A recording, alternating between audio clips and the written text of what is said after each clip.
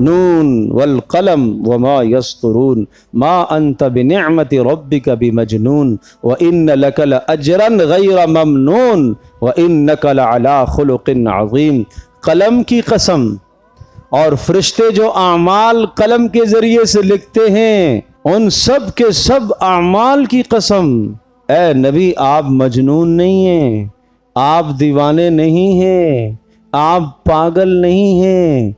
آپ کا جو رویہ کافروں کے ساتھ بھی ہے، آپ کا رویہ جو اپنوں کے ساتھ بھی ہے، آپ جو دنیا کے سارے منافع چھوڑ کر آخرت کے منافع مقدم رکھ رہے ہیں، لوگ سمجھ رہے ہیں کہ شاید یہ مجنون آدمی ہے، اس کو دنیا کے فائدوں کا کوئی پتہ نہیں، شاید یہ مجنون آدمی ہے، یہ توحید کی بات یا ایک اللہ وحدہ لا شریک کی بات کر کے سارے ماحول اور معاشرے کو اس نے اپنے خلاف کر دیا، شاید یہ مجنون ہے۔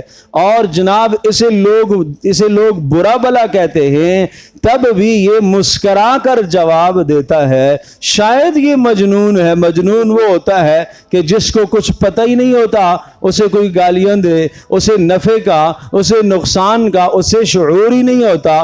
اللہ کہہ رہا ہے قلم کی قسم، فرشتے جو اعمال لکھ رہے ان اعمال کی قسم، آپ مجنون نہیں ہیں، آپ کا یہ سارا عمل اخلاق عظیم ہے، آپ کا یہ سب کچھ اخلاق عظیم ہے، خلق عظیم ہے، اخلاق عظیم ہے آپ کے پاس۔